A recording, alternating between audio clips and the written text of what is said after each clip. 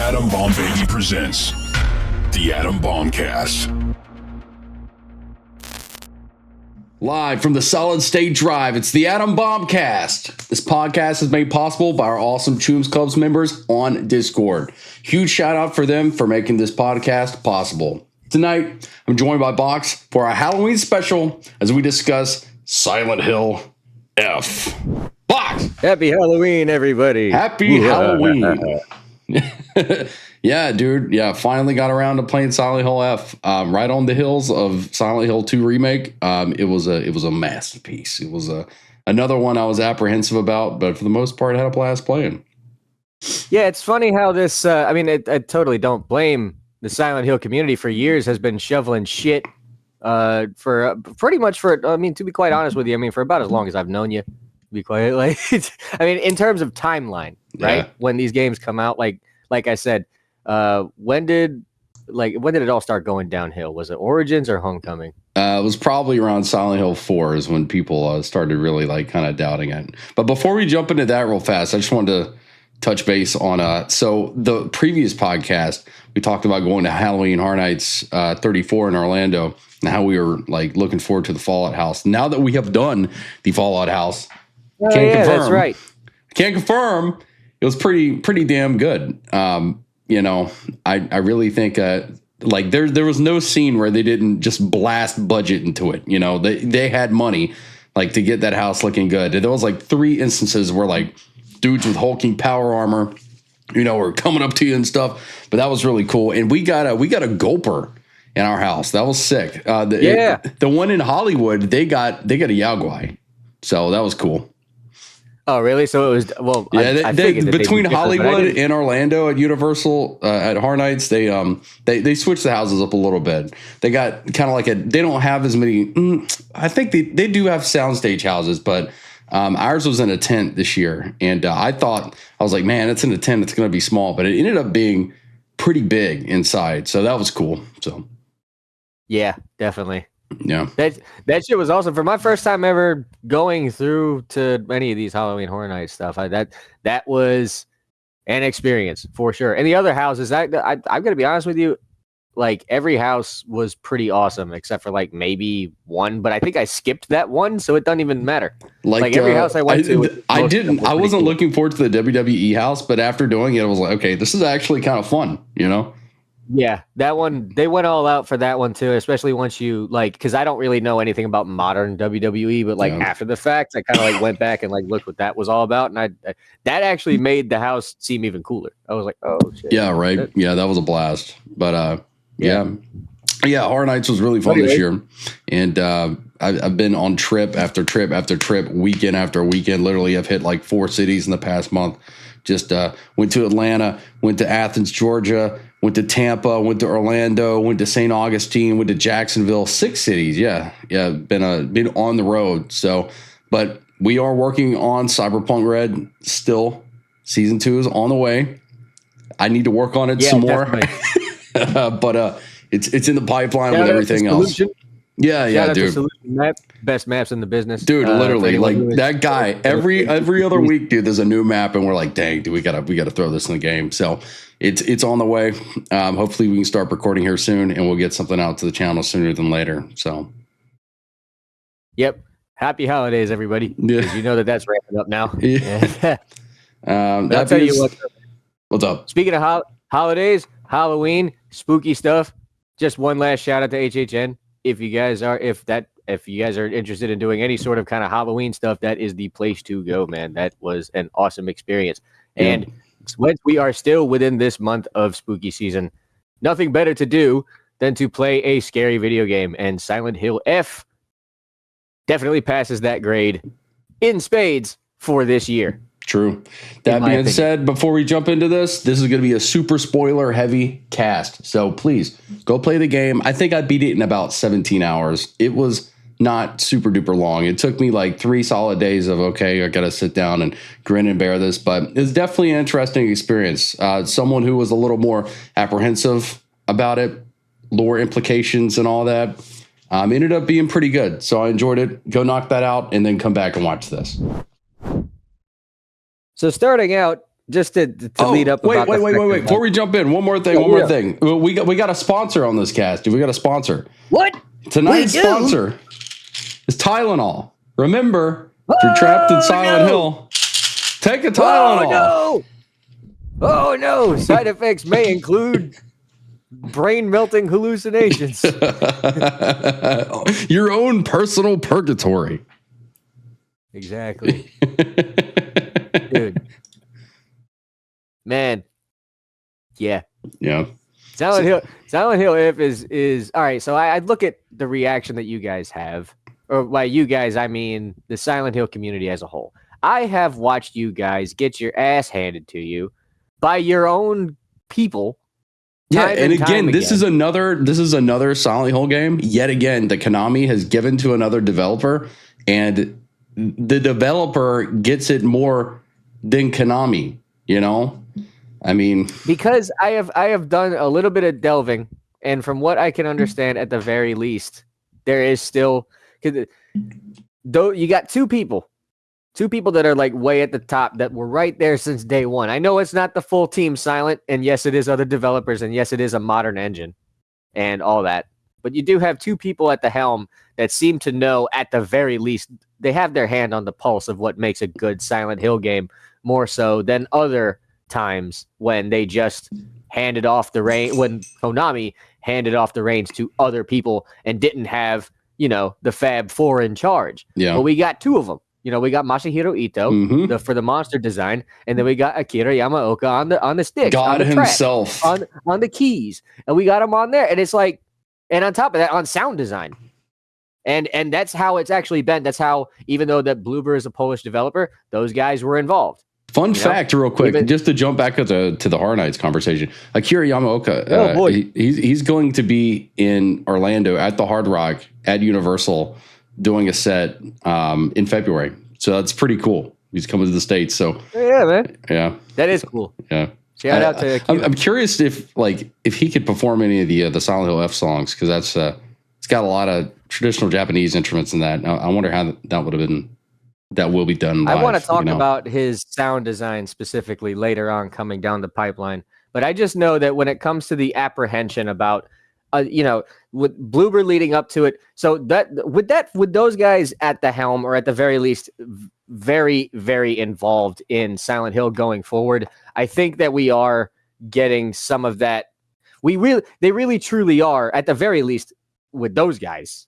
Well, you need two things to make a Silent Hill game. You need creepy monsters that revolve around the main character, and you need amazing sound design. And as long as you have those two, you can do it. Yeah, and fog, right? Yeah. If you don't have fog, then what are we doing? Yeah. What are we doing? What are we doing? But I'll tell you though, like you guys have been through the ringer, so of course you'd be apprehensive, because the trailer for this game came out even before the Silent Hill 2 remake had dropped yet. So there was still got announced with that. Yep. A couple years ago, it got announced same day in the Silent Hill transmission. So that's it also got announced with Silent Hill Ascension. And a couple other ones. Yeah. Oh, and it already did. Yet again, something else no one liked. It's Trauma.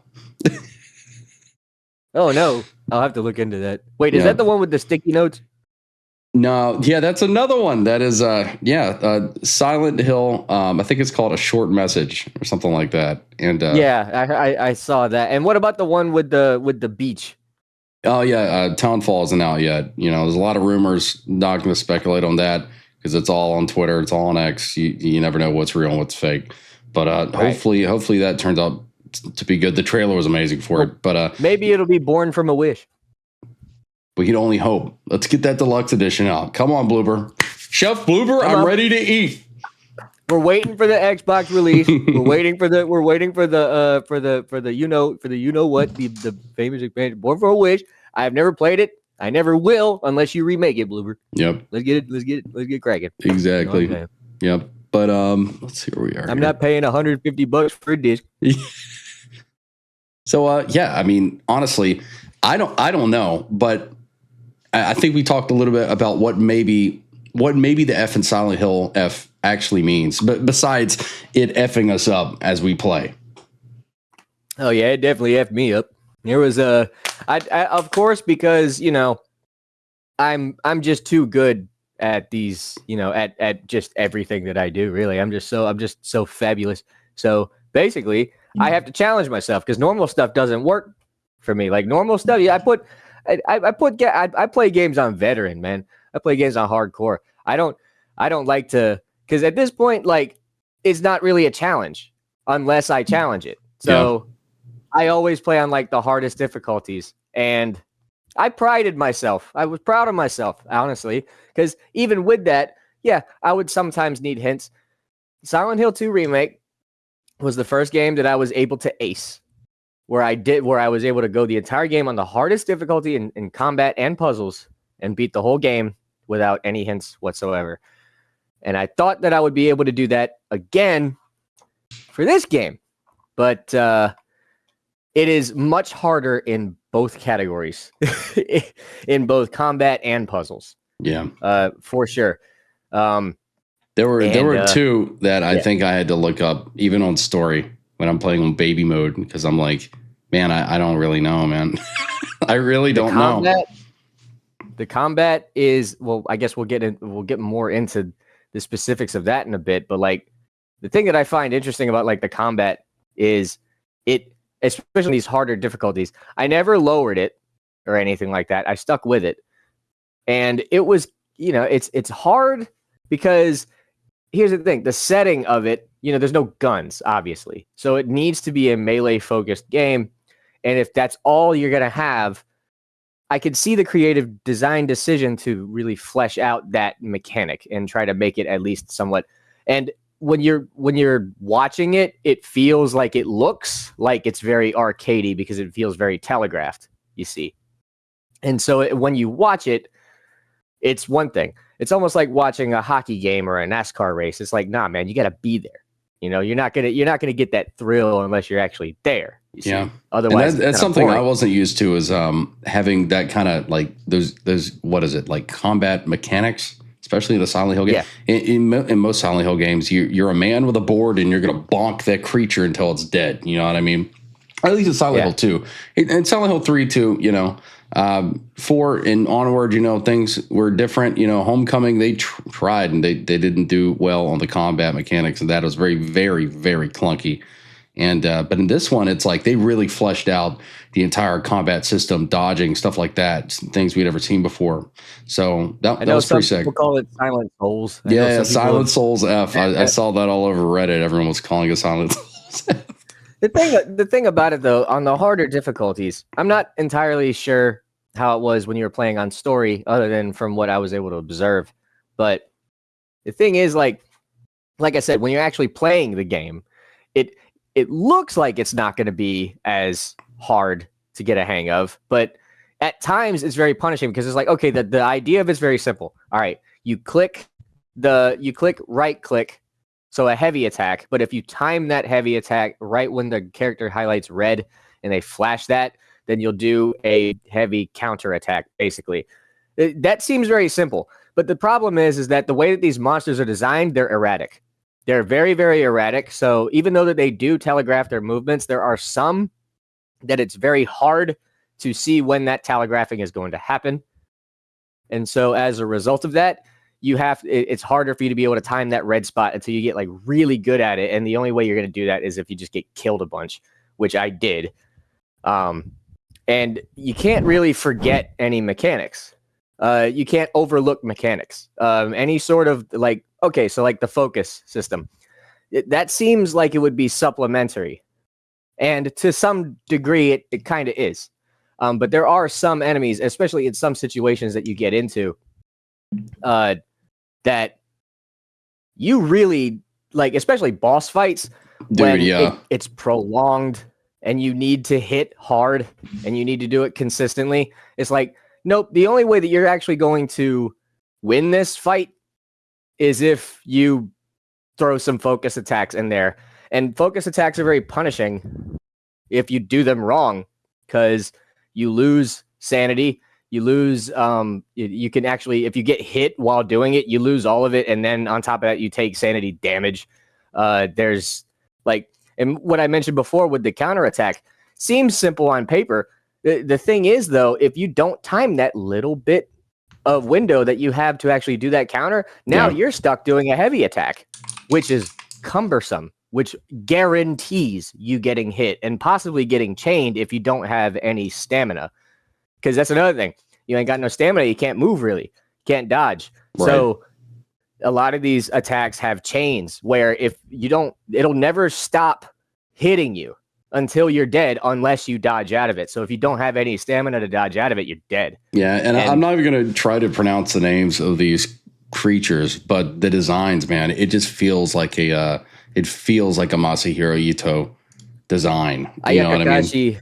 Ayakakashi. I know Kakashi means scarecrow. Right. I knew that already. Yeah.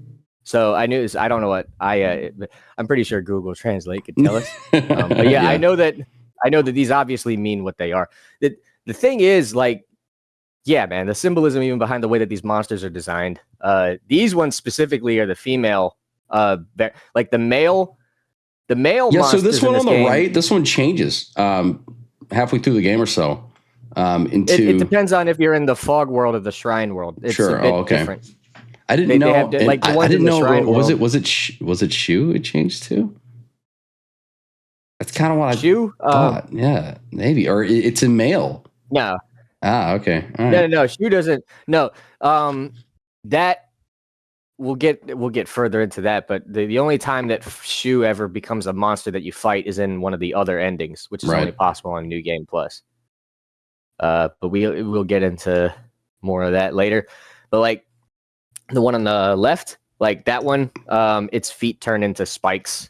Yeah. In the dream world, shrine world. So I read some things that in some Asian cultures they it's called like foot binding for women, and it's to keep their feet looking very petite or whatever. But I heard that that's a reference to that and how it kind of irreparably damages like women's feet over there. There's a lot of the symbolism that you pick up on even on your first playthrough of the game is that there's very clearly a pushback against the gender norms of 1960s Japan. Yeah. Because at that time, yeah, exactly. The way that like everything from how she views marriage to how men view like I was gonna say, the men variants of monsters in this game are very big. They're either one of two things. They're either big, fat, loud, violently lumbering, angry things that throw a giant knife around, or they're basically like fiendish dogs who she even like describes as being like the one that licks you.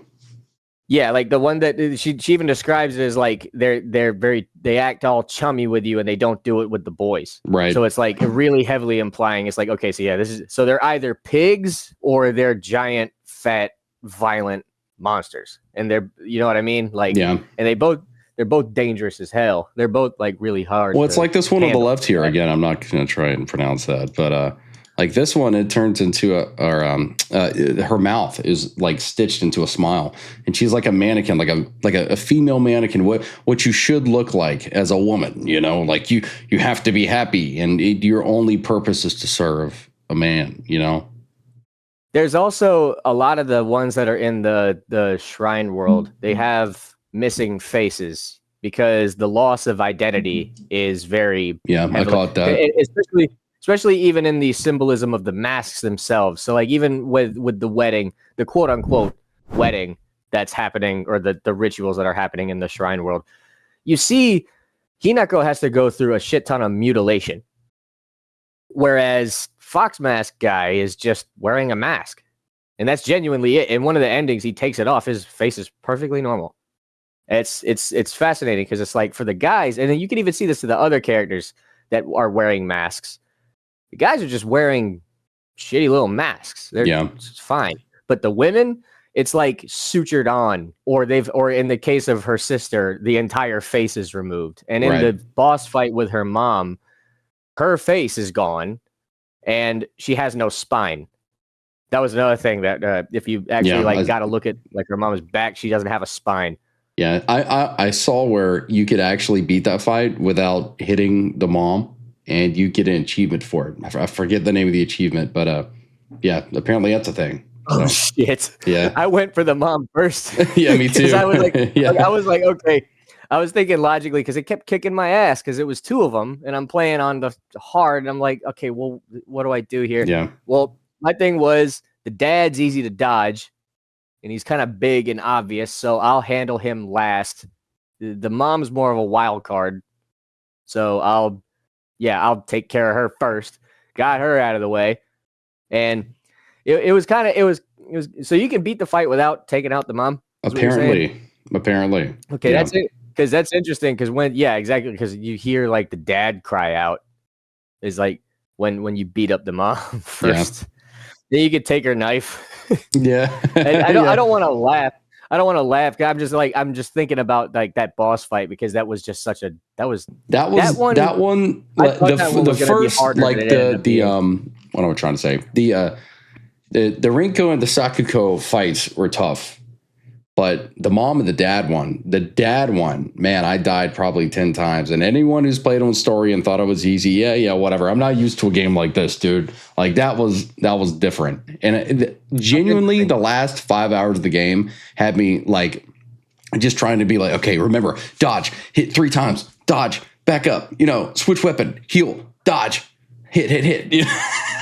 Yeah, and it's even more so like that when you play on harder difficulties because, like I said, now you're also implementing counterattacks and focus regularly on top of everything else that you're doing. Mm-hmm. And it's even more punishing too because, like I said, they hit harder. Yeah, and I find it, as far as emotional impact goes, the mom and dad fight was the one that disturbed me the most because that one was a very clear allegory to like domestic abuse. You know what I mean? Yeah. And child abuse and just this weird dynamic that she has with her family. That's really awful, especially just the cultural time. 1960s Japan, right? Yeah. Yeah. And how, because the whole thing is like she's being married off to pay his debt, which is there's a whole underlying story that goes into this game that's like you don't really know more of until you play other playthroughs. But to finish what I'm saying with these boss fights, the mom and dad one was the one that shook me the most. But it was surprisingly easy once I went for the mom first. I think I only died about maybe 4 or 5 times. The hardest one for me was actually the very first one, Sakuko. That one kicked my ass. That one kicked my ass for an entire day. And it's interesting the symbolism behind that because obviously the boss fight with mom and dad, that one's very clear. Rinko has a very fiery rage and jealousy to her. So and she spits lava. So her whole deal is that she's like on fire and that her world is on fire and that everything is like lava. And her face is gone as well, which is interesting to me. Right. Because I think in truth, like, and I'll get back to this when it comes to like when this game's taking place and all that, but like, I think that the way that the boss fights in the Shrine world are designed are replicant of where they are in the quote unquote present day. Right. And it's possible that maybe Rinko, maybe, I don't know, but because I noticed that she didn't have a face either, but maybe it was because that she wanted Shu so damn bad. Yeah. But I'm looking at but Sakuko even, she had a moment with her boss fight where, she would enshrine everything in darkness for a little bit and you had to like find her. It was, there she goes. And obviously with her design, how it's, she's very ceremonial. It has her weapon is ceremonial, in reference to her family shrine and all that. Yeah, it seemed like a very traditional Japanese, maybe some type of like folklore that I'm not picking up on. But you can tell she had like the traditional shrine. Right, yeah. And she did have like the traditional garb on, but one of her attacks, I think it was in the second stage of her attack, she would make the world really dark. And then if you didn't hit her before she got done charging up, then she would attack your sanity directly. Right. But that darkness plays into Sakuko because Sakuko has an incredibly strongly irrational fear of dark. And you pick up on that. And when, and the symbolism in the shrine world of the idea of like, marriage and growing up, you sometimes have to, sever ties with your old childhood friends. That's what she's doing when she dumps Rinko in the lava and throws Sakuko locks Sakuko in the darkness and then hangs Shu. Well, wasn't it Sakuko that at the beginning of the game you got some type of letter from a mailbox or something like that? Yeah, so there's there's an Easter egg, right? And the whole game, like, because it's all, especially the first time you play it. Because I didn't catch that at all, but you did. It's mysterious. Because the first time, the game does not tell you the real story. Yeah. Until that is literally probably most Silent Hills. Yeah. The game doesn't tell you the real story until you hit. Yeah, exactly. Like I didn't find out the real story of Silent Hill 2 until I got on this goddamn podcast. Then I was like, did you check the back seat? And then that was like your moment, Yeah, they throw the backseat moment at you right as soon as you at finish the beginning the of the game. Actually, they throw it to you at the beginning, technically, but you got to put two and two together by the end, and it's like, oh man. Yeah, well, so with Sakuko and this Easter egg, I call it an Easter egg because it's like. You if you go off the beaten path and you go up to where her family shrine is, you can actually get a key to her mailbox. By that point in time, you can't backtrack. To her house. Yeah. So I was always had it in my mind. I'm like, okay, well, they wouldn't just give me this for no reason. They even gave me a cutscene, which bugged for you. Oh, yeah, that hilarious. One. Yeah. Yeah, I had a couple shoes on the screen. Yeah, Shu duplicated, and there was two of them. One was standing frozen.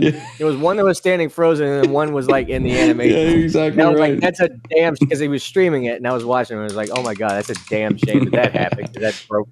But I always paid that attention, and I always thought because I don't know what the real story is to this game. I'm kind of picking it up as I'm going along. I'm picking up the vibes of the characters. Right. Yeah, this is it here. Oh no! The multiple shoes. Oh no! Where's the other one, dude? Hold on, it was right.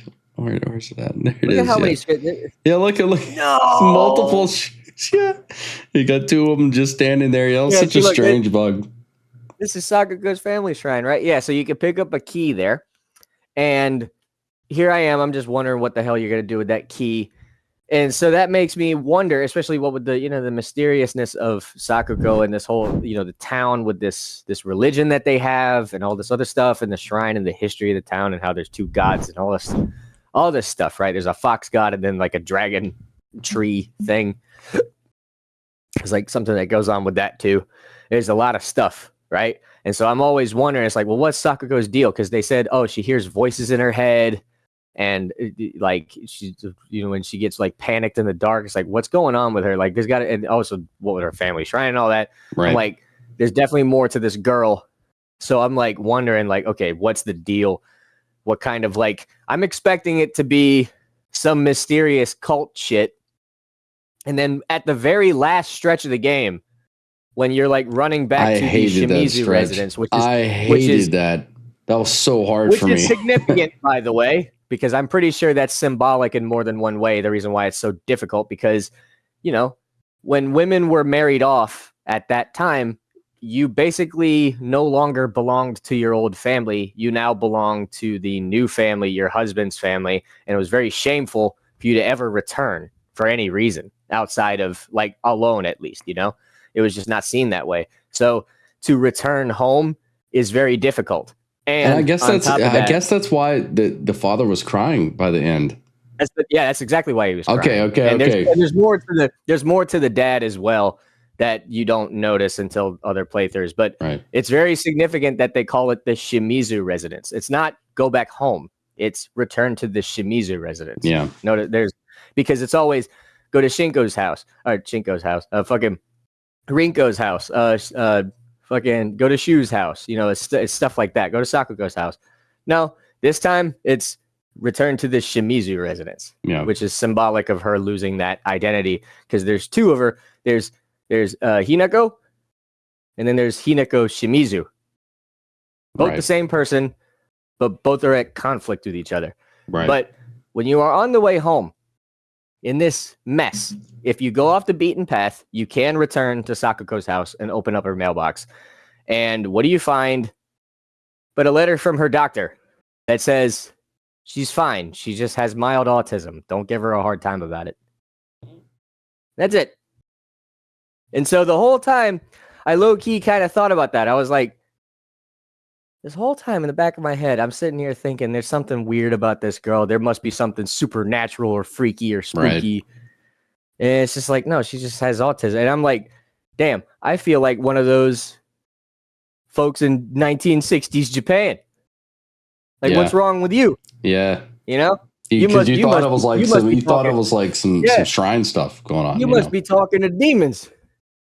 You must be crazy. You must be talking to demons. You must be possessed. No, she's just got autism, bro. And that kind of hit me. I was just sitting there, just kind of frozen. I was like, part of me was like, that's it. And then the other part was like, yeah, that's it. Yeah. And I was like, shit. All right. Fuck that kind of hit out of nowhere. Didn't expect that. Anyways, got to get back to running from my ass. Like running from my, I'm going to get killed here. But yeah, man. There's a lot of symbolism with this game, with the true story of it. You don't know it the first time you play it. Little pickups. But that's the point. So other games, from what I understand, especially what was Silent Hill 2, there's always the big idea of, time loop theory. That's exactly what I was about to get into next, yeah. That's whether or not that's like a canon thing. Yeah. But there's definitely some storytelling element to that, the idea of you're stuck in this purgatory until you make your way out of it. Because to my knowledge, in the original Silent Hill 2, there was not, it was maybe touched upon in the fact that these bodies around the town are James's model, but you could chalk that up to PS2. We got to use what we got, type of we already got male model. Yeah, exactly. Male model 1 just happens to be him. Let's use him again. And in Silent Hill 2 remake, it was obvious, like apparent, especially by the time you get to the Eddie fight. In this game, in Silent Hill 2 remake, there is the Polaroids Easter egg. If you put them all together, you solve the whole thing. It says you've been here for 2 decades.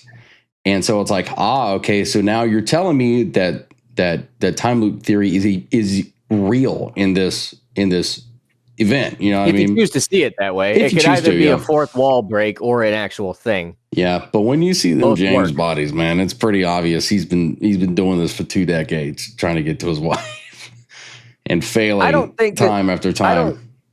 I don't think that what's literally happening in Silent Hill F is a time loop thing. However, I do like how the idea of Silent Hill and there being loops until you get it right. Yeah, in this game, it literally is. It is like, it's like, okay, you did it once, cool. Now, new game plus, do it again, and you get more content. The story genuinely changes, and more things open up. And that's cool, that doesn't confirm time loop theory, but it definitely goes, okay. This is they're wanting me to do this. Okay, I have to do this again to get this extra ending. Okay, I got to do this again to see this other scene. You know what I mean? Well, I also see it as being symbolic of the actual therapeutic, quote unquote, nature of the Silent Hill franchise as a whole. The idea of these characters being stuck in this loop. And now in this case, it's both Hinako and you to an extent, because the first time you play it, you are locked to a default ending. And throughout the game, you just get these little drip feeds of, what is, what's actually going on. You're not entirely sure. You get this ending, which is a Tylenol-fueled rage. And, the significance of that, because the entire time you go back and think, especially with the stuff that you pick up on finding White Claudia, even, finding it at Shu's place, knowing that he prescribed it to her in a pill, and all of this stuff, and you get a little shady, and the game ends in the way that it does. Well, that right there is actually the new game plus. Oh, sorry. That's not what Dang. Am I wrong? that right there. Yes, that is what's the name of that? I know you got it written down. I got it. It's the name of the red liquid that was in Silent Hill 1 and is also in Silent Hill 3, apparently. Is it inside of Heather's locket. Is that it? Yes, that's what that is. AGLAOPHOTIS. Yeah, I see here in the show notes you say it's found a new game plus. Okay. Yep. Yeah. So right there, that's a picture of finding White Claudia at Shu's residence. Right. And we know the significance of White Claudia when it comes to Silent Hill 1 and Silent Hill 3 even. Right. As well as that hemoglobin or whatever it is that you just said. Aglopophiatius. I don't know. Yeah. So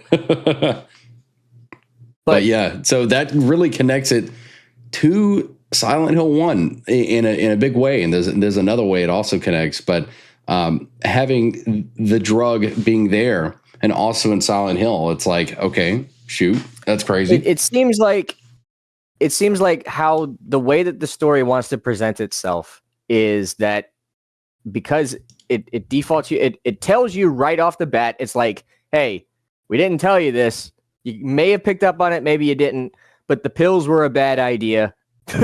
And now you unfortunately can't come to a decision, and as a result go on a murderous rampage at your own funeral, or not funeral, but your own wedding. Yeah. And end up killing members of your family. Which is the only ending you can get in Which is the only ending that you can get. And it's also revealed that she's in her 20s, which is another thing. She's not actually a young kid. That's just how she sees herself, because that's her inner self. That's how she wants to be and wants to remain. Right. But the world is forcing her to, quote, grow up in a way that is very misogynistic. Mm-hmm. Yeah. And so the thing is, though, the way that the game like plays itself, with everything you know from the first playthrough, you're left with more questions than answers.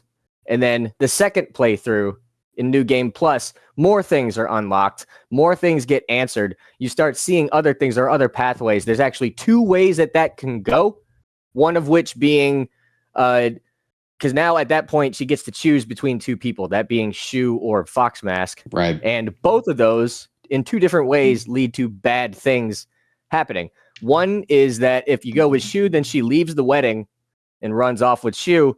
But because of the cult-related stuff with Fox Mask and his cult and his family and this marriage having significance to the town and the cult as a whole, bad things happen to the town. Right. Basically, the curse that happened to 𝑫𝑰𝑮𝑰𝑚 in her head becomes real and manifests itself there. Therefore, bad ending. Or she goes through with the wedding and marries Fox Mask. But what ends up happening is that it's exactly what happens to every other woman in the world. She loses her identity. Her face gets cut off and then stomped out, and she's like miserable. And that's a bad ending for her.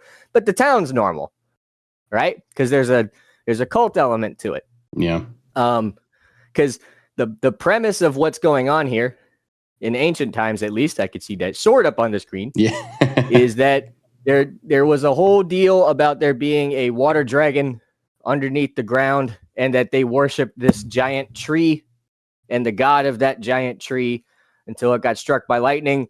And then they replaced their worship with the fox god, Oinari.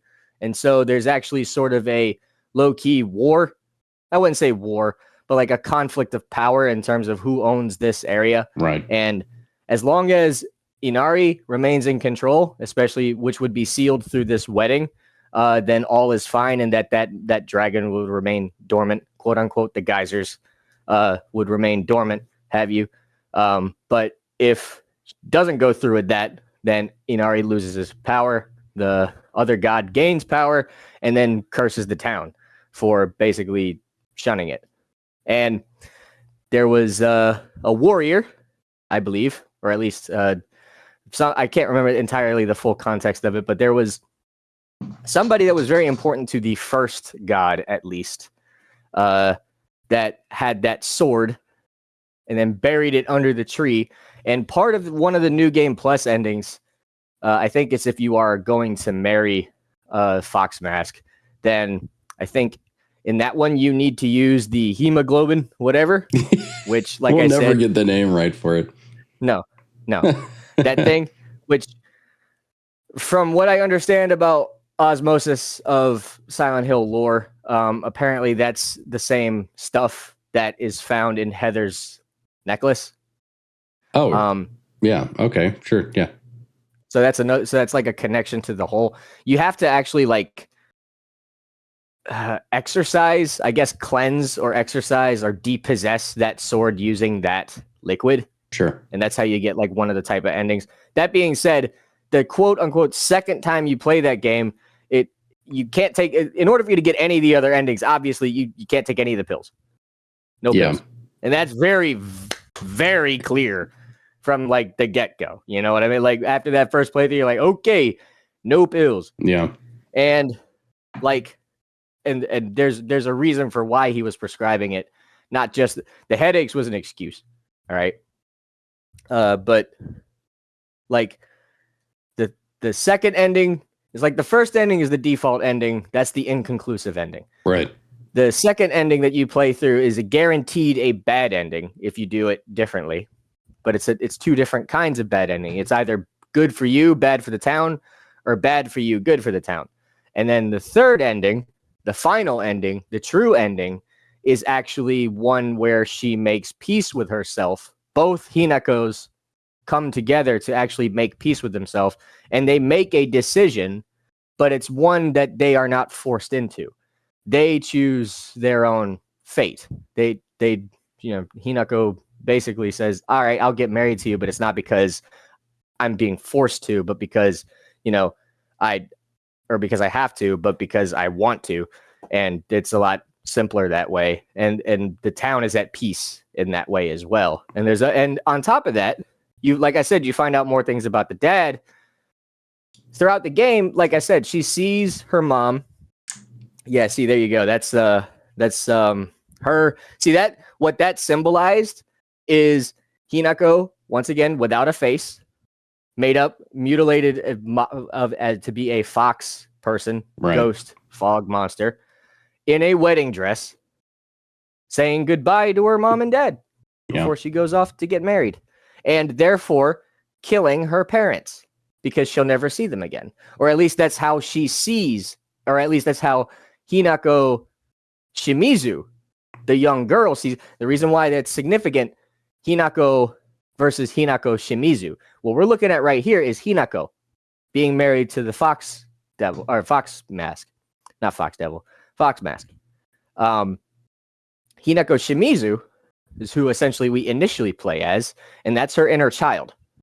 And all of her friends get killed, and all of her and her family get killed, and she sees the people that kill them as Hinako, because this marriage that she's being forced into is going to make it to where she cannot see her friends anymore and cannot see her mom or her dad anymore, just like how she can't ever see her sister anymore. And why her sister also has a face mask that completely removes her face. And among other things. And so like the symbolism behind these things. And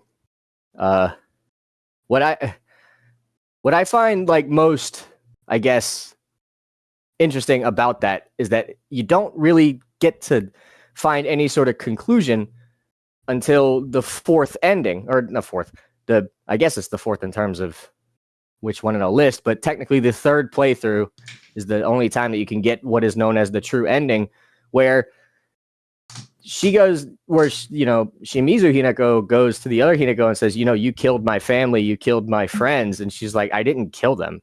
You could still see them. So it'd just be different. And what that's saying in that moment is they're not dead. So you can still, that's literally true. But, Hinako Shimizu doesn't see that, doesn't know that. And the significance of Shimizu is because she still has her last name. she hasn't lost her last name yet. Shoot, So and one of the endings I saw, like, because I was looking it up after I beat the game, some of the other ending. Yeah, you get the UFO ending, but you also, like, there's one where you can fight a big giant fox god. Yeah, that's technically Shu's ending, because you choose not to marry Fox Mask. I think his name is Tsuneki. Actually, yeah, the Tsuneki family.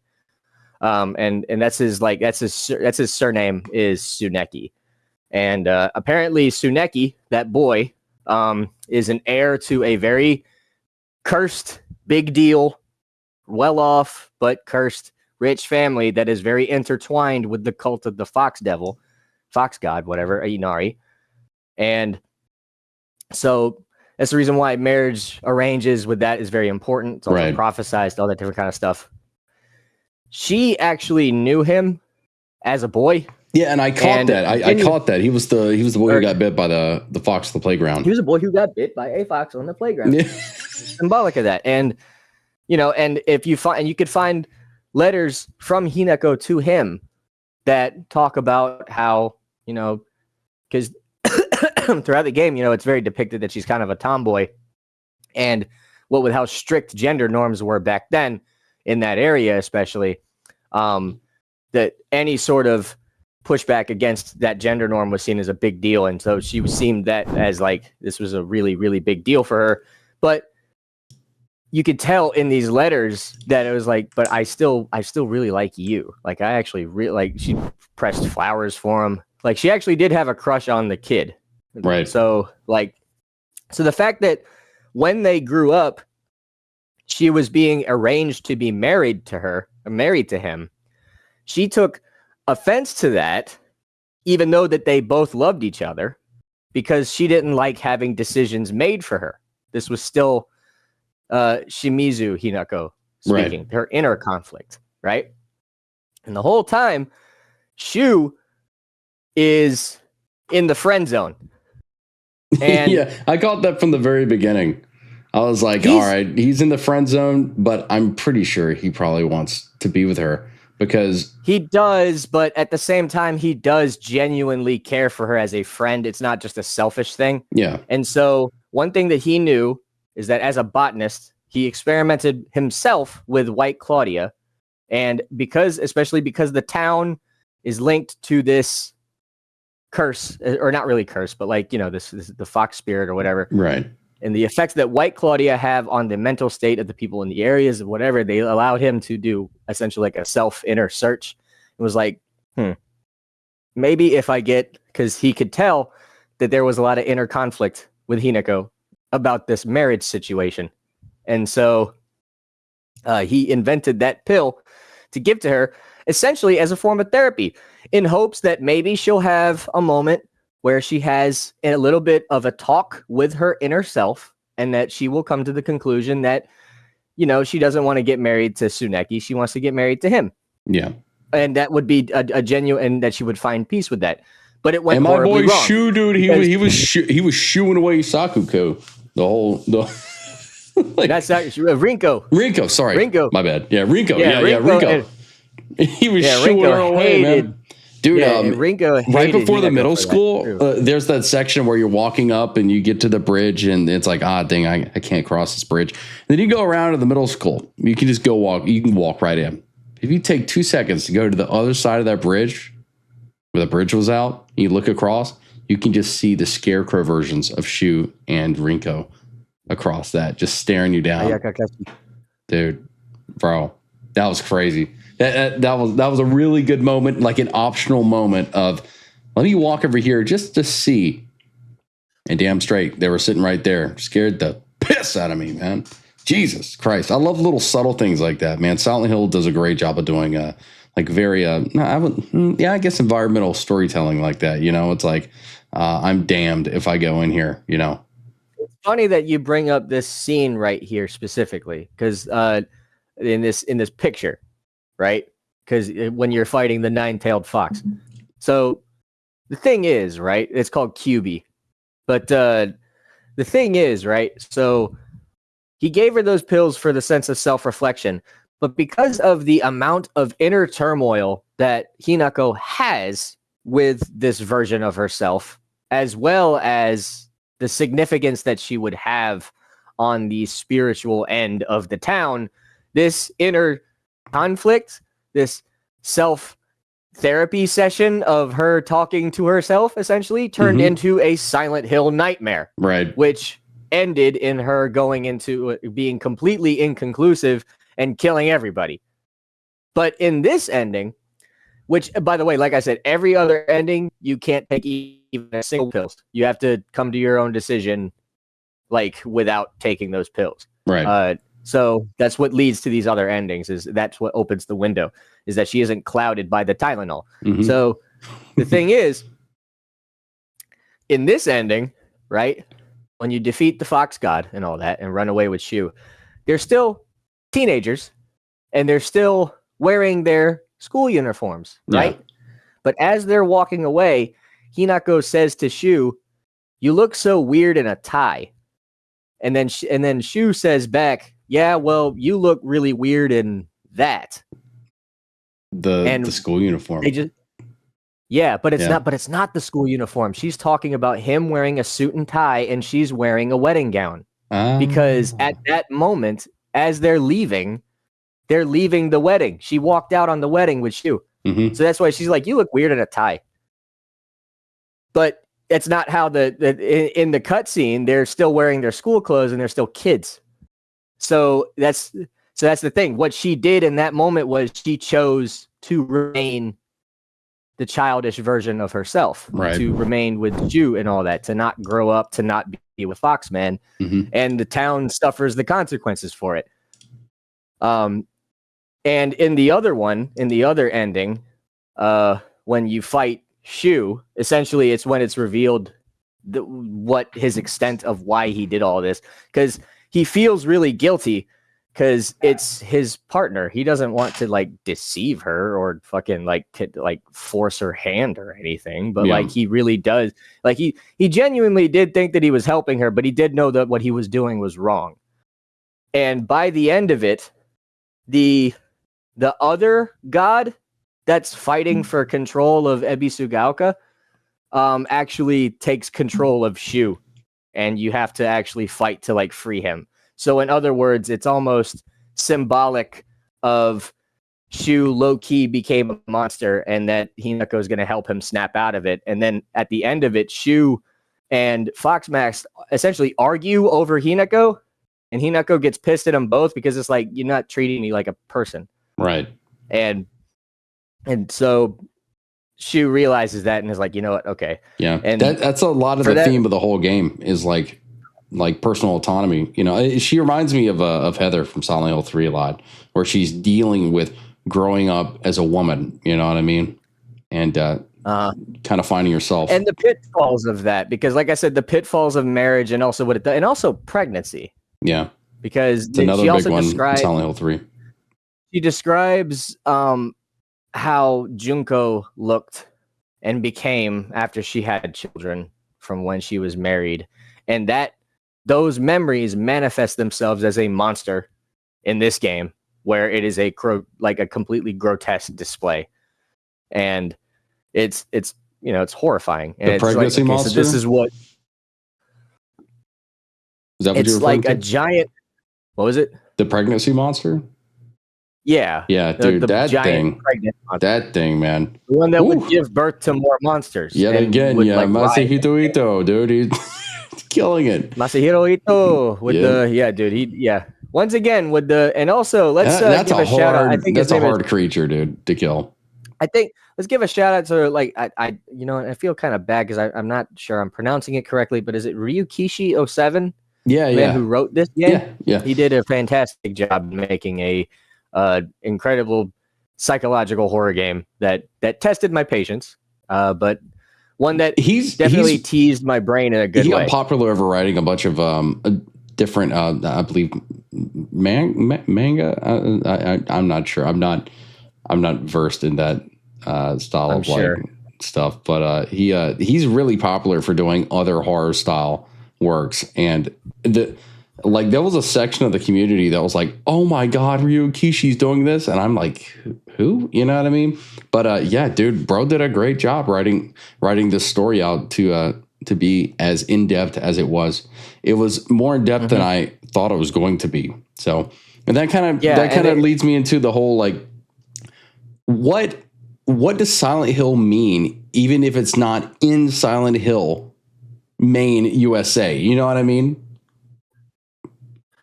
I think it's more of like a, what's the word? Not like it's more of a phenomenon. You know what I mean? Well, the franchise is called Silent Hill because every game has connected to Silent Hill in some form or fashion. And even the games that have taken place outside of Silent Hill, that being Silent Hill 4, or look at Silent Hill Homecoming. 80% of that game takes place in Shepherd's Glen. It doesn't take place in Silent Hill, even though that game is non-canon, depending on who you ask. But at the end of the day, you end up in Silent Hill at the end of it, and you know, I guess that's the kind of justification. Okay, yeah, sure, Silent Hill, sure, yeah, whatever. But yeah, I guess you can kind of look at it like that, where it's like, yeah, it doesn't take place here, but all these things surrounding it really lead you into yeah, right. And this one has the loosest, because it mostly is connected almost entirely by a plant, which, by the way, that plant, apparently the lore of it is that White Claudia is not native to Japan either. There were missionaries from Europe in the, I think, 1400s or 1600s that made it to Japan, and apparently one of those missionaries brought White Claudia. And they studied their effects in Japan and referred to the effect that it does as kakukosu. Or no, the plant. White Claudia is not called White Claudia over there. It's called kakukosu. Well, kind of like back to the sword. Like that the sword you get in this game. Yeah, look at that sword. The sword you get in this game is actually a chainsaw of its day. Yeah, it's apparently the sword from Silent Hill 1. And I think it was I think it was said that like Dahlia Gillespie, she was some type of like antiques dealer or something like that. I think it's mentioned in Silent Hill 1. And apparently that's the connection there. And that's how Harry ends up with the sword. Essentially, that sword came from Ebisugalka. Yeah. And so that's another, and on top of that, the White Claudia connection because of that, plus the hemoglobin, whatever it's called. I gotta look at. Hang on. I can spell it for you, bro. It's in the show notes. It's I don't even know how to say that. AGLAOPHOTIS. That, yeah. Wow, man, that is a rough one to pronounce. Give me a second. I'm gonna look at it. But yeah, I think that apparently that's the connection to Silent Hill 1 there. And it kind of fits nicely because Silent Hill F is technically the first in the series. Call it a prequel if you want, just in another location. So we've got Glyophotis. Yeah, that stuff, dude. Aglaphidus. What is that? Aglaphidus? I think maybe that's probably how it's pronounced. Yeah. Yeah, that stuff. So, and that doesn't even take place, and that's used to actually depossess the sword, mind you, because that sword is that of like the old god, the followers of the old god, right? And in order for you to get the ending that is on the side of the Fox man, a Tsuneki family, you have to depossess that sword. I think I haven't played the other endings. I've just done research of it. Mostly just because I needed answers, and when I realized that what the game was doing, I immediately earned a massive respect for it, because I was like, okay, so what they're doing is essentially like a near automata thing where you have to play the game multiple times before the full story really gets fully explained. And here's the thing, like I said, here's a new game plus detail that I don't think comes around until your third playthrough. The entire game, she sees her mom as spineless and powerless and not worth, like she's like, you're weak, you're spineless. You just put up with dad's crap. You just like you just basically just getting abused all the time and you don't do anything about it. And she sees that as like the antithesis of how women are treated in the modern era by their brutish husbands. And that is true.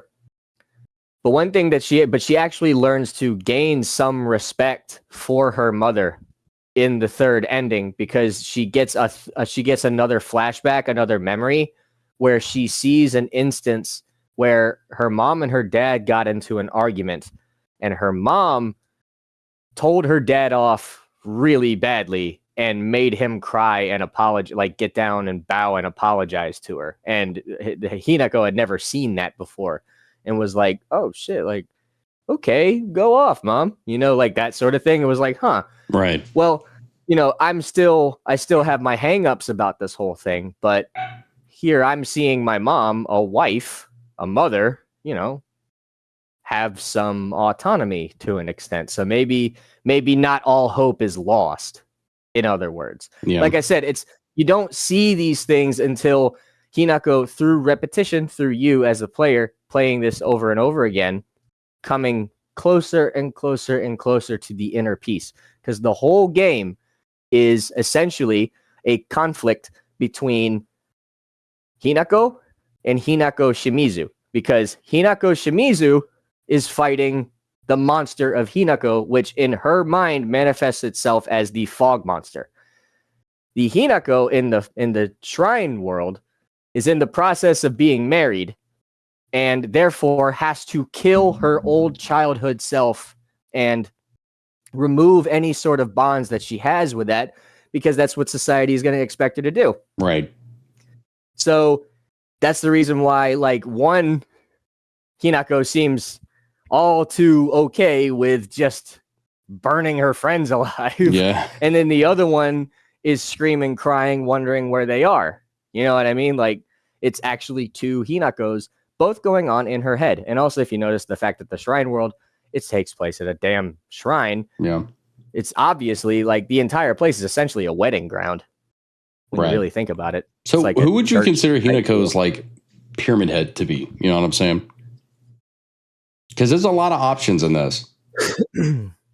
I think it's a toss-up.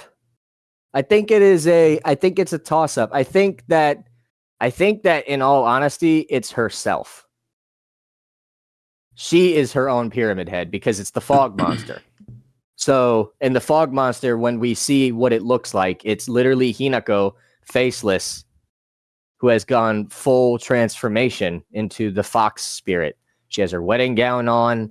It's all the way from like the beginning of the game. They show what that they tease what it looks like.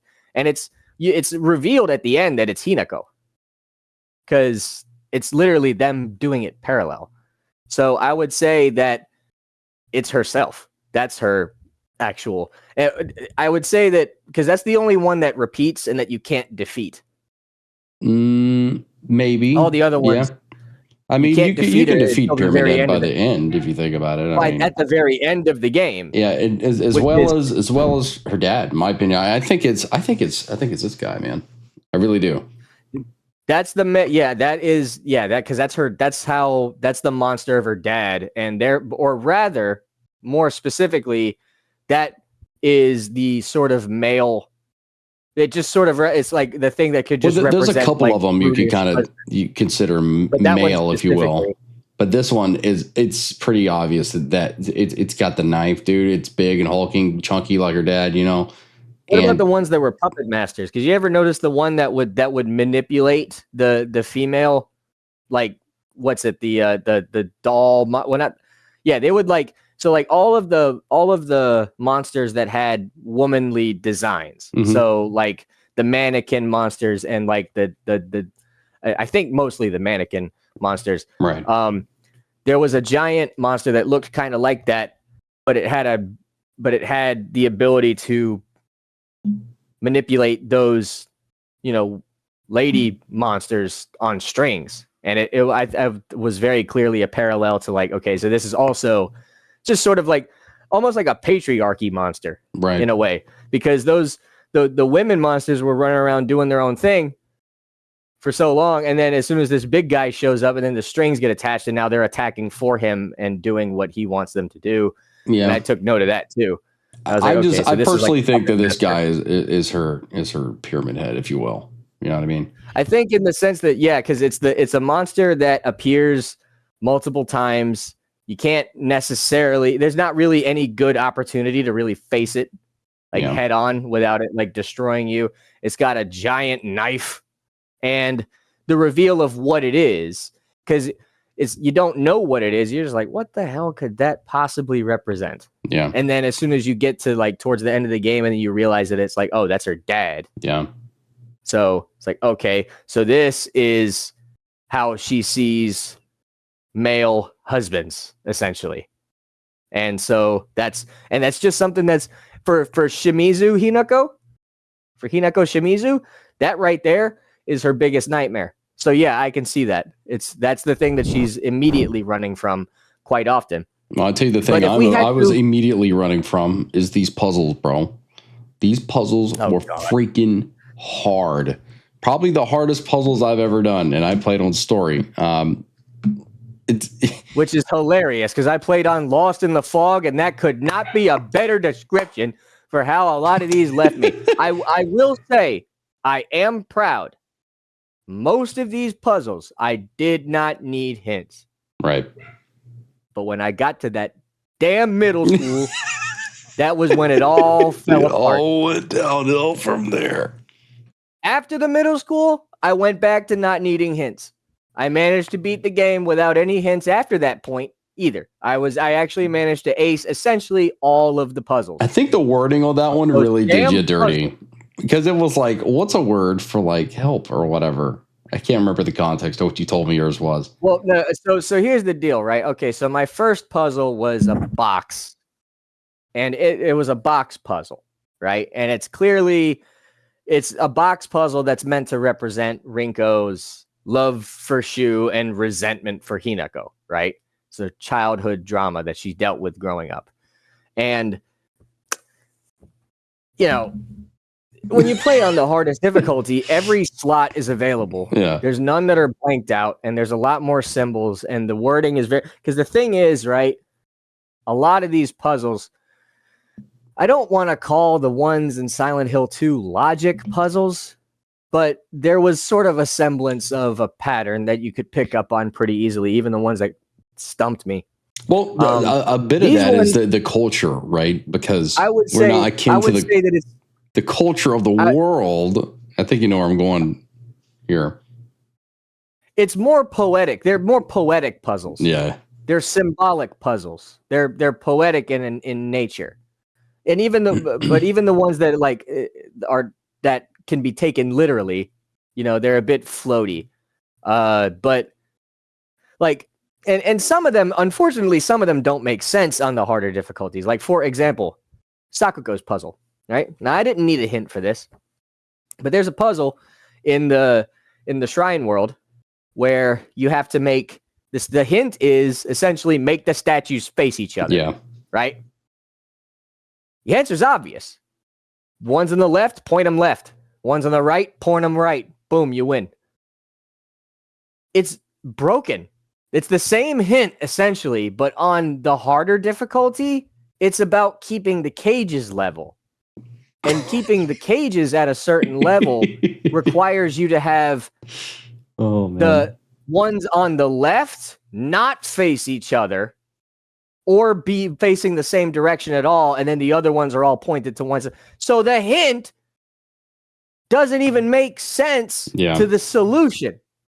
It's like, okay, well, that one, all right. It was like, okay, I guess I solved that one. Whatever you say. I feel like that it made more sense on lesser. But the problem with the box puzzle, right? So I figured the first stage out. First stage, fruit. All right. Now, at first, I'm thinking, okay, the specific fruit from that day. Well, I wasn't there that day, fucking Renko. I don't know what toppings you like. So I was a little confused, but no, it's just all fruit. All right, cool. Got all the fruit. All right. Now I see what the puzzle is asking for. Second one, journals, easy. Easy peasy. Third one, Sakura. Now, here's the deal. Okay. I know what I'm not no flower guy, but to me, a lot of them look very similar when you take away their fucking color. But, you know, I know what a Sakura flower is. I know what a cherry blossom is. Okay. Yeah. I know what they look like. I know they grow on branches. I got that. And I know they're technically in a tree, right? And I know what it's asking for. It's all a bunch of flowers and trees. It's asking for Sakura. Got it. All right. Well, the ones that aren't Sakura flowers, okay, get those off.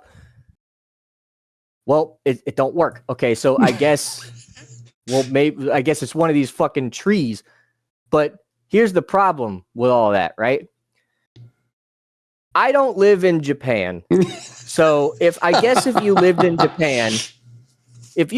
Japan and you saw the silhouette of these trees, you probably would be able to tell the difference, right? I knew what a bonsai was. That thing's sitting in a pot. Yeah. So I'm like, well, it can't be that. You can get one of them at Walmart, man. I mean, I guess it's over here. It's like pine tree versus oak. You know, we know that immediately. Exactly. The pine, we can tell the difference between that pretty simply. You know, maybe the other, but like, to me, the silhouettes of these trees, they look like, I literally was like looking at all three of those trees, except for the one that was in the pot, which also confused me because I have seen bonsai cherry blossoms. Yeah. So I was even thinking, are they going that deep? Does this stupid potted plant count too? Yeah. Because that could technically be true. I don't know what the hell a Sakura tree looks like if they all look like silhouettes. It just looks like a fucking tree. Yeah. I couldn't tell. And like I said, I can tell what a Sakura tree looks like. It's the pink tree. Yeah. But both of those trees looks like they could be Sakura trees. But either both of them were or none of them. Yeah. I couldn't, or all of them. I have no idea. and I was so stuck. It was like, I don't know. I know what it's asking for. I'm so close. Dude, and I saw other streamers stuck there, and it's like, man, this is really tough. You remember when I said those one or two I used a guide for? Yeah, this was like the first one I used a guide for. I was like, I can't. The second one, same place. So I had to do a lock. Now the lock there's a puzzle, and you find notes all throughout the middle school, the middle school that basically gives you the code, or like gives you the codex for their like leet speak that they have going on. Yeah. And where they have like numbers to letters, all that different stuff. It gives you like the code for that. And then, so you're like, all right, I could crack these one. I could crack this one. I could crack this one. I could crack this one. And then they were like, okay, yeah, I found such and such's code. And when you translate it, it's like a cry for help. I don't know if that's a bad thing or not. Like basically like, oh, like maybe this person's depressed. Yeah. 3-letter word that means a cry for help. I tried every possible 3-letter word combination. That was like the key there. Here's the key. You called me before you did anything else. You're like, dude, I'm stuck. I'm like, word. I tried every, literally, every single 3-letter word that can be made with those letters provided with repeats allowed. Not one of them worked. And my brain was already toasted from that damn Sakura plant that I was like, fuck it. Give me this one too, and it said SOS, and I felt so unbelievably fucking But it's stupid. Technically an acronym. That's what gets me. It's an acronym. Obvious. Yeah, it is. A 3-letter word that means SOS, like help. A cry for help.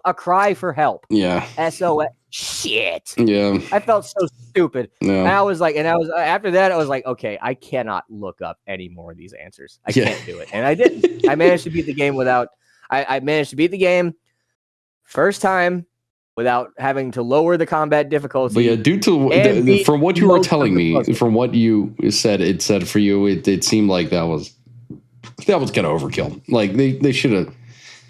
Maybe not said it was an acronym, but the difficulty was called Lost in the Fog. I knew what I'm signing up for here. Yeah. The Silent Hill game, I'm playing this shit on the hardest difficulty as soon as it comes out. And yeah, if it wasn't for me, look, that's the thing. So that damn high school, middle school, is the only place that I had to look up how to solve puzzles. Right. The other places I managed to breeze it. But yeah, very difficult, very challenging, but very rewarding when you do finally learn the goofy logic behind these keys that they give you. I feel like the first half of every Silent Hill game is like, what am I doing? Where am I going? And why? And the answer is never there. It won't tell you. It won't hint at it or anything. It's always like, I got to power through this. And then you get to the story elements. Work for it. Yeah, you really got to work for it. And then you get to the story elements. And the way these games unravel is just so, like, poetic, man. Unique. It's unique. And it's something that no other real, like, franchise really does. I think it's why I love it so much. And that's exactly what makes it, on top of the fact that it does have a very loose literal connection, and it technically does take place in that universe, in that timeline, and contains stuff of the shared storylines and all that, but it's so loose and so independent and ultimately so insignificant unless you get the shoe ending. Yeah. So in that case, right, it does call into question, well, is it a Silent Hill game? And I think that despite all of that, I still think the answer is yes, because what you just mentioned is exactly what makes a Silent Hill game. When it was announced, I know you probably knew that I was like very apprehensive about it. I was like, I don't know. Yeah. I don't know how I feel about this. And we got Silent Hill 2 remake. It was fantastic. 10 out of 10 game. And then I'm like, okay, I got a little bit of hope here. Yep. We were still fresh off of the tail. Going into Silent Hill F, I'm over here like, okay, let me go into this with an open mind. And halfway through, I'm like, yeah, this is a Silent Hill game for sure, without a doubt.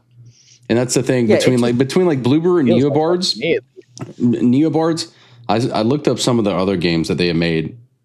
Honestly, I don't really know how they got this job. I really don't know why Konami chose them for this, because their other games aren't like this at all. Whereas Bloober had always done survival horror style games. You know what I mean? And then Neobards kind of came in, and Bloober said, "Okay, we like your pitch apparently, and let's give you the budget to make this."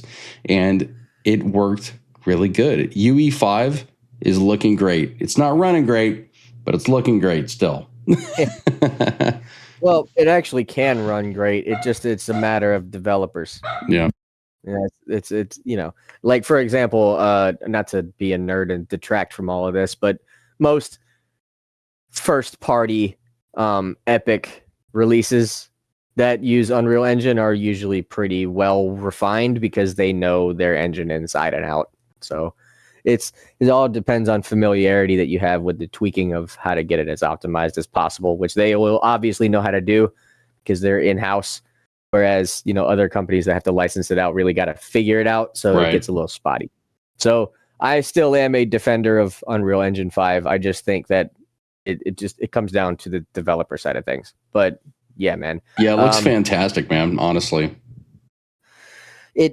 I think that there is, I can definitely see why some people are like, oh, well, they should have called it something else. But I actually don't agree with that. Just simply off the basis. Look at PT, man. PT literally revealed by the end of it Silent Hills. You know what I'm saying? So it was obvious that's where it was going to go eventually. Exactly. And plus, that's a perfect example right there. Because yes, Kojima already, and everybody was already ready for the idea of, and we had already been prepped with it. Sure, we had just come off of years of mediocrity in the franchise, consistent mediocrity, and disrespecting of lore within its own self. Yeah. And so it got a little confusing there. We thought maybe we could get a remixing return to form potentially that also essentially symbolized the idea of, because we had already through other games been prepped to the idea of Silent Hills taking place outside of Silent Hill, and Silent Hills was pretty much going to probably be that whole centric theme. And that was still, so Is it still a Silent Hill game if it doesn't take place in Silent Hill? I think the answer is a definitive, yeah, sure, as long as it fits. Yeah. And because there is a very specific type of game that makes a certain Silent Hill game. And here's the thing: if they had called, and this game has so much of that identity, that DNA. And first off, just in the fact, like, first off, let's get literal here. Like I said, Masahiro Ito, Akira Yamaoka, Konami. These guys are the ones that are in charge of this project. Of course, it's going to literally be Silent Hill. It's a part of their franchise. They're going to put it in there, and it is going to connect, because why the fuck wouldn't they? But also, let's just say that Konami had nothing to do with it. Let's just say that this game was just sort of seen as its own thing. Everything's the same, right? Everything's the same, but it is its own game, and they call it F. Just F. The game F came out the other day, right? The internet would be up in a roar debating themselves as to whether or not this game is a Silent Hill ripoff. So that's because it has so much of that DNA. So as far as I'm concerned, like it fits. Now, granted, like I said, I have come into the fandom late. Good. So I guess save yourself the pain, man, the anguish, the years of like what is going on. I have observed it through you for decades now. It's sad because it's true. Yeah. And that's it. I will say this though. I do find it kind of interesting how when I played Silent Hill 2, the remake, I was a 29-year-old man. And now I sit here, I am a 30-year-old man. And as I get older, I do lament the loss. The further and further away that it gets, you do lament the loss of, childhood innocence and friends. And what better way for me as a 30-year-old man behind a computer screen to go through this emotional, turmoil of, hey, letting go of your childhood memory, whatever, of who you used to be, what have you, than by role-playing it as a teenage schoolgirl going through a psychological break. Dude, if you think that's bad, imagine being like a 16-year-old kid and playing Japanese OG, playing OG Silent Hill 2 for the first time. Imagine that. Just imagine. And beating it with in-water ending, mind you. I bet there was a lot of repressed feelings after that one.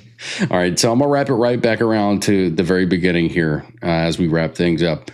What do we really think the F, it's Silent Hill F, really, truly means? I think it means flower. I think that it's feminine. You know what I mean? It's a big point of the whole game is that the whole floral aspect of it, where it's beautiful and floral and feminine, but it's also grotesque and ugly and a slog to fight your way through till you get to the end. I subscribe to the idea that it means fluorine because fluorine is the chemical found in radioactive spills that inspires rapid plant growth. No, I'm just kidding. If that was truly it, I wouldn't put it past you, but I don't believe that, but I saw that in a brainstorm on the internet, and I thought, that's funny. But in reality, I think that the truth is there's layers to it. I think that they didn't. I think that with F being called F, I think that the reason why is that ultimately, yes, I do think that I've seen the kanji written out that they use the same kanji for flower. I know that they don't do that officially. Like over in Japan, it's still in text Silent Hill F, but I have seen on occasion, like some people have used that kanji in reference to this game, F, flower. On top of that, exactly, there is a feminine nature to it all. But on top of that, another thing that I've also noticed, especially with Japanese survival horror games, they typically have... It's interesting that I have noticed this little detail. I don't know if maybe it's just me being overtly autistic and like looking into details that aren't actually there, but they have a tendency, especially with like Capcom games, for example, they have an A side and a B side story. There's alternates and stuff like that. And I've noticed that there is sort of a parallel to how they associate their stories sort of with music in a way, in the sense that they sort of classify their stories in the same way that we classify our music. And so an F being, I forget what the key is that's supposed to represent, but apparently the way that it's written, the text that they use is in reference to a note or something of a different, like a change in chord or something. So in other words, if we're looking at it from the music angle, it's literally them going, this is a real quick change of pace. This is going to be a unique story in and of itself. Yeah. It's not a numbered game. It's not a named game. It's just its own standalone. It's a one-off thing. And on top of that, it has mechanics that aren't going to be, that are designed specifically for this. Yeah. Because, like I said, you can't go shooty. All right. This is a time period where even the Japanese police didn't have fucking guns. Yeah. You understand? Like, there was just none. You couldn't find a bullet anywhere. So, you gotta beat the shit out of somebody with a bent, rusty pipe. So they're like, okay, well, if it's all the game is gonna be is swing, swing, clack, then it might get a little boring. So they had to really expand on it in a way that was, kind of, I guess, in a way stylistically that they think that would fit for the type of game that they were trying to make, essentially. Yeah. And they did. I guess they did draw some from Dark Souls, but I wouldn't necessarily honestly, say that this game I think that Souls-like. Not having a direct answer for what the F at Silent Hill F really means. It's kind of the point. Leaves it up to question. You know what I mean? It's really what you make it. You know what I mean? Yeah. And so me personally, if I had to give a long-winded answer shortly, I agree. It means flower. Yeah. Let's wrap things up here. It means it stands for first, because this is technically the first Silent Hill game in the timeline. Yeah. But no other game takes place in the 60s. Yep, it's Silent Hill. Or maybe it doesn't take place in the 60s. Maybe it takes place in the 70s because she's technically in her 20s. There you go. We just never know that maybe the whole game is in the setting of 1960s 𝑫𝑰𝑮𝑰𝑚𝑨𝑬. You never know. True. All right. Hey, real quick, pronounce the name of the town. 𝑫𝑰𝑮𝑰𝑚𝑨𝑬? That was the first time you've ever done that correctly. Did I really? Yeah. I'm proud of myself. Speaking of proud of myself, if you want to see anything we're up to, head over to www.atombomb.tv. You can see all our series there. We've got D&D, Dimwits, and Dipshits. We've got Fallout, Roads of the West, and we got Cyberpunk Red Season 1, all streaming now. Be on the lookout. We got more stuff coming soon, but it's not quite done yet, so we'll check it out when that comes out. But I think we're going to sign out there. Box, thanks for joining in, bud, for our Halloween special. Second year in a row doing a doing a Silent Hill game yet again. And it was a blast, dude. It was honestly a blast. I turned 31 here this weekend, and I cannot be happy enough that my gift was this game from you to role play as a 1960s Japanese girl in a school outfit. Yep. So it was a blast. Oh, hell yeah, man. Well, yep. I'll tell you what. If I were to, you're the guy that got me into Silent Hill, so it's only at this point it might as well be tradition. I'm probably gonna end up because it's gonna have another October release time, so I might as well just go ahead and start saving up to buy that Silent Hill 1 remake when that drops, and then buy that for your birthday as well. And by then, inflation will be so bad that it'll be $90 games. So it's all on you, bud. Appreciate you, man. Hell yeah. Well, I better start saving now. Anyways, if I were to give any final shout outs, once again, for anybody interested in tabletop, virtual tabletop RPG maps, look out for Solution Maps. Also, completely unrelated, check out Chainsaw Man. If you're into weeb shit, check out Chainsaw Man in theaters. That's supposed to be coming out this weekend, at least at the time of filming. I heard that's going to be dope. So, check that out. Nice. And also, we're working on Red still, and I can't remember if there's anything else that I wanted to mention there. Yeah, well, I think that'll wrap it up from here. Thanks for hanging out with us. Silent Hill F is a fantastic game. To see anything else we're getting into, head over to atombomb.tv on all socials. And we'll see you there. Have a great night. Yes. Have a great, happy Halloween. Time to go back to Battlefield 6. Yep, Battlefield 6 it is. See you in the battlefield, brother. Goodbye. Over and out.